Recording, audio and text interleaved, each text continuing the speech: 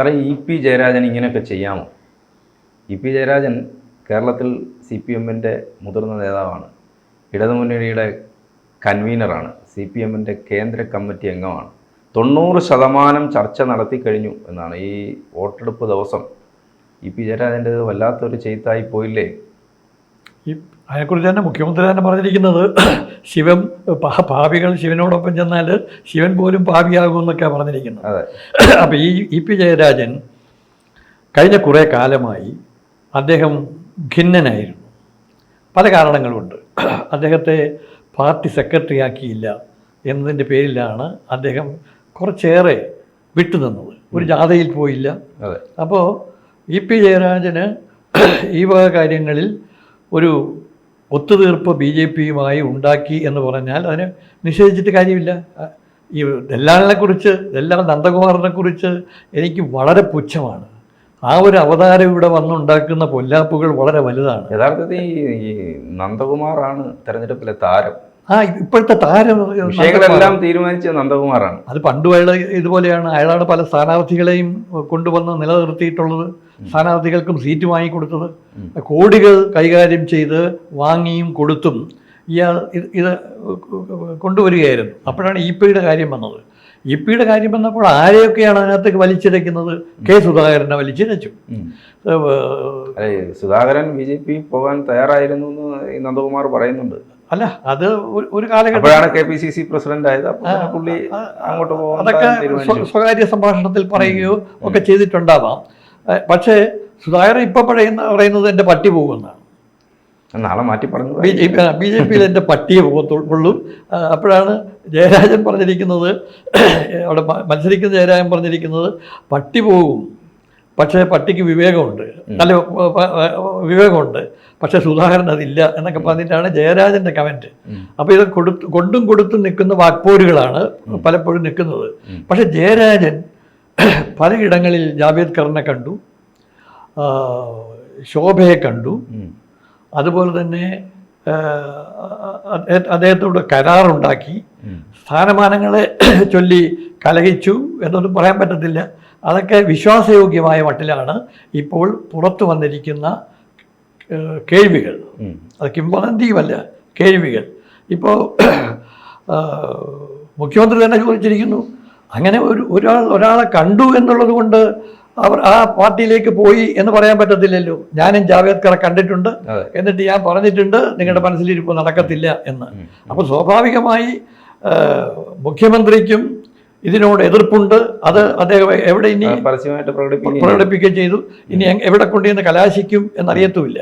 പക്ഷേ ഇന്നത്തെ ദിവസം ഈ പറഞ്ഞതുപോലെ ഇന്നത്തെ കോൺഗ്രസ്, നാളത്തെ BJP എന്ന് പറയുന്ന പാർട്ടിയുടെ പ്രധാനപ്പെട്ട നേതാവാണ് BJP-യിലേക്ക് പോകാൻ തയ്യാറായിരുന്നു എന്ന് ഇന്ന് വാർത്ത വരുന്നത്. അത് വളരെ വ്യാപകമായ ആക്ഷേപം ജനങ്ങൾക്കിടയിൽ സ്വാധീനിക്കുന്ന സാധ്യതകളെ മുഴുവൻ ബാധിക്കുന്ന തരത്തിലേക്ക് മാറി. ഇത് മാത്രം BJP-ക്ക് എതിരായി അരഞ്ഞടിച്ചുകൊണ്ടിരിക്കുന്ന ഒരു കാലഘട്ടത്തിൽ തങ്ങളുടെ പ്രധാനപ്പെട്ട നേതാക്കന്മാർ BJP-യിലേക്ക് പോകാൻ അണിയറ പ്രവർത്തനങ്ങൾ നടത്തുന്നു എന്ന് വന്ന വാർത്ത അവർക്ക് ക്ഷീണം ചെയ്യും.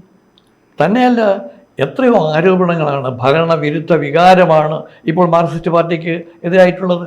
ഇടത് വന്നാലേ ഇന്ത്യക്ക് ജയമുള്ളൂ എന്ന് പറഞ്ഞുകൊണ്ടുള്ള ഇന്നത്തെ പരസ്യമുണ്ട് പത്രത്തിൽ.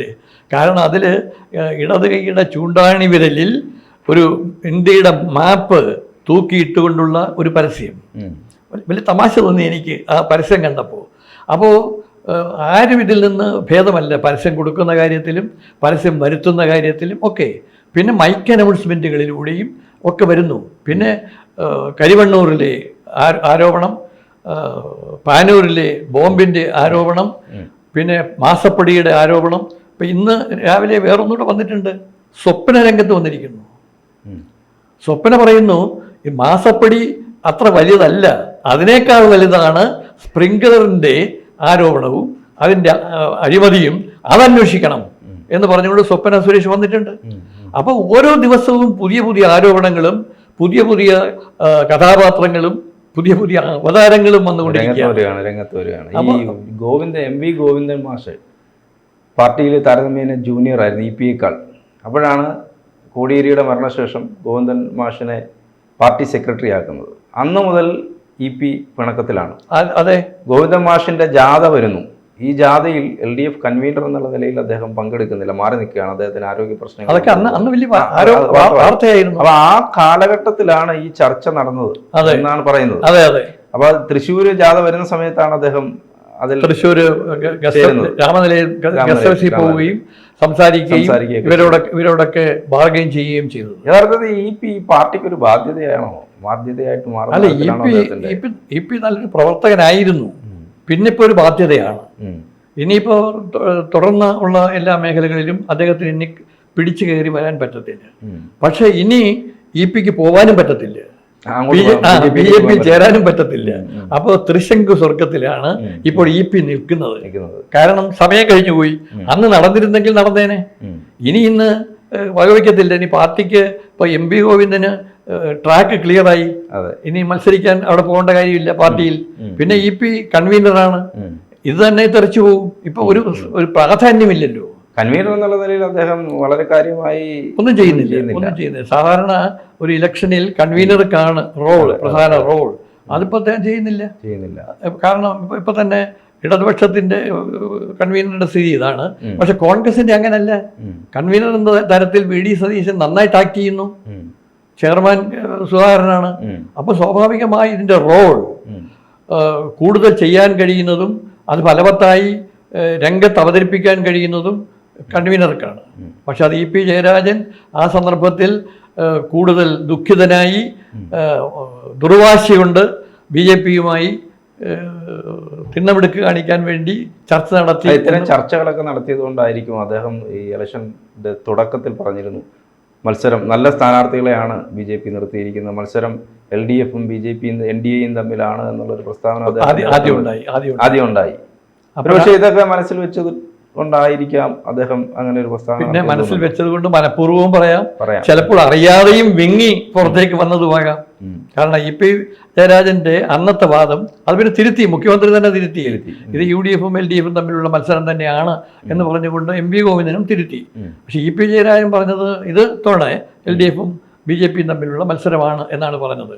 അപ്പൊ BJP-യുടെ വലിയ ഘടകമല്ല ഈ തെരഞ്ഞെടുപ്പിൽ. എൻ്റെ വാദം അതാണ്.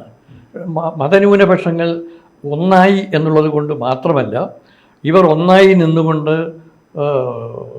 കൂട്ടായി ഇപ്പം തന്നെ ഇലക്ഷനിൽ വന്നിരിക്കുന്ന ക്യൂ ന്യൂനപക്ഷങ്ങളുടെ ഒരു വലിയ ക്യൂ ആണ്. മുസ്ലിമുകളുടെയും ക്രിസ്ത്യാനികളുടെയും ഒരു വലിയ ക്യൂ. ഇതൊക്കെ ഞങ്ങൾ ആലപ്പുഴയിൽ കണ്ടതാണ്. KC വേണുഗോപാലിൻ്റെയും സുധീറിൻ്റെയും ഇലക്ഷനുകളിൽ അവിടെ വമ്പൻ ക്യൂ വന്നപ്പോഴൊക്കെ ഇന്ന് വേണുഗോപാൽ പറഞ്ഞതുപോലെ ഇതൊരു തരംഗമാണ് എന്ന് പറയാം. അങ്ങനെ തരംഗം വന്നാൽ BJP-ക്ക് ഒരു വലിയ നേട്ടം കേരളത്തിൽ ഒരിടത്തും ഉണ്ടാവത്തില്ല, ഒരു സീറ്റ് പോലും കിട്ടാനിടയില്ല. പിന്നെ LDF 3-4 സീറ്റുകളിൽ ജയിക്കാം. ആ ജയവും നമ്മൾ 1.25 മാസം കഴിഞ്ഞേ നമുക്ക് തിരിച്ചറിയാനൊക്കും.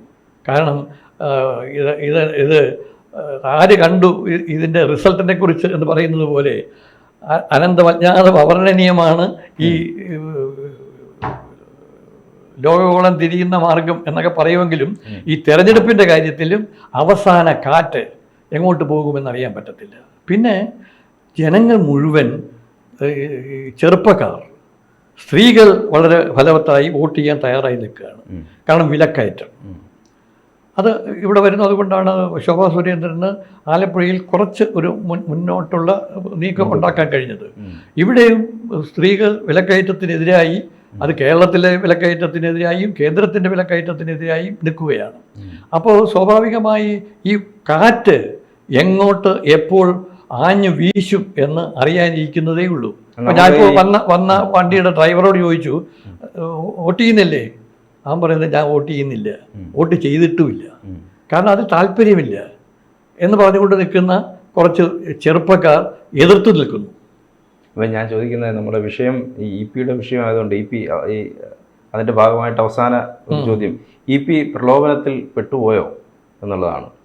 അത്രയും വലിയൊരു നേതാവ്, പ്രത്യേകിച്ച് കമ്മ്യൂണിസ്റ്റ് നേതാവ്, പ്രലോഭനത്തിൽ പെടുക എന്ന് പറയുന്നത്. അദ്ദേഹത്തെക്കുറിച്ച് വേറെ ആരോടും കൂടി വന്നല്ലോ. അദ്ദേഹത്തിൻ്റെ ഒരു റിസോർട്ട്, റിസോർട്ടിലുള്ള സാമ്പത്തികമായ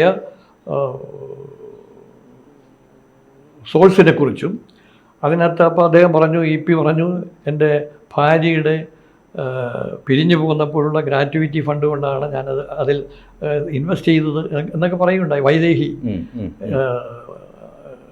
ഒരു ഇതുമുണ്ട്. അപ്പോൾ അത് വേറൊരാളുടേതാണ്, ചന്ദ്രശേഖറിൻ്റേത് ആണ്, അതുമായിട്ട് ബന്ധമുണ്ടെന്നൊക്കെ പറഞ്ഞിട്ട് ആരോപണം വേറെയുണ്ട്. അപ്പോൾ സ്വാഭാവികമായി ഇദ്ദേഹം വലിയ ഒരു കൂറുമാറ്റത്തിൻ്റെയോ കാലുമാറ്റത്തിൻ്റെയോ പടവിൽ നിൽക്കുകയായിരുന്നു. അപ്പോഴാണ് തെരഞ്ഞെടുപ്പ് വന്ന് ചാടിയത്. തെരഞ്ഞെടുപ്പ് വന്ന് ചാടിയപ്പോൾ പിന്നെ അങ്ങോട്ട് പോകാൻ വയ്യാതായി. കാരണം ജാവേദ്കർ വന്നു, സംസാരിച്ചു കഴിഞ്ഞപ്പോൾ അദ്ദേഹം അവസാനം പറഞ്ഞു എന്ന് ശോഭ പറയുന്നത്, എന്നോടൊപ്പമുള്ള മറ്റൊരാളെ കൂടി നിങ്ങൾ ഇതിനകത്ത് എടുക്കണം എന്ന് പറഞ്ഞു എന്നാണ് ശോഭ പറഞ്ഞിരിക്കുന്നത്. പിന്നെ ശോഭ ഇതിൻ്റെ ഒരു സാക്ഷിയാണ്, മാപ്പ് സാക്ഷിയാണ്. ഇ പിയെ കണ്ടതും, ഇ പി പിന്നെ ഡൽഹിയിൽ പോയി ജാവേദ്കറിനെ കണ്ടതും, പിന്നെ ഗസ്റ്റ് ഹൗസിൽ വെച്ച് കണ്ടതും, ഒരു കർട്ടൻ്റെ ഇടയിലൂടെ ഇവർ തമ്മിൽ സംസാരിച്ചു എന്നൊക്കെ പറയുന്ന ഒരുതരം നാടകീയമായ സംഭവ പരമ്പരകൾ ഇതിൻ്റെ പിന്നിൽ വന്നു എന്നുള്ളത് കൊണ്ട് തന്നെ ഇ പിക്ക് ഇപ്പോൾ എങ്ങും പോകാൻ പറ്റത്തില്ല. മോഹഭംഗത്തിലായിരുന്നു ഇ പി. അപ്പോൾ ഇ പിയുടെ ആഗ്രഹം ഈ തെരഞ്ഞെടുപ്പ് സമയമായതുകൊണ്ട് നടക്കാതെ പോയി. ഇ പിയെ പോലുള്ള നേതാക്കന്മാരുടെ മനസ്സിലിരിപ്പ് എന്താണെന്നുള്ളത് നമുക്ക് അറിയാനിരിക്കുന്നതേ ഉള്ളൂ. എന്തായാലും തെരഞ്ഞെടുപ്പിനെ സ്വാധീനിക്കുന്ന ഒരു വിഷയമായി ഇക്കാര്യം മാറിയിട്ടുണ്ട്. മാറുമല്ലോ. പിന്നെ മോഹഭംഗം വന്ന ആൾക്കാർ എങ്ങോട്ട് പോയാലും അവർ രക്ഷപ്പെടത്തില്ല. ഇനി ഒരു വനവാസമാണ്, അല്ലെങ്കിൽ സന്യാസ ജീവിതമാണ് ഇ പിക്ക് കരണീയമായിട്ടുള്ളത്. അപ്പോൾ ഇ പിയുടെ രാഷ്ട്രീയ വനവാസം തുടങ്ങുകയാണെന്നാണ് എൻ്റെ വാദം. അപ്പോൾ വളരെ നന്ദി സാർ. Thank you.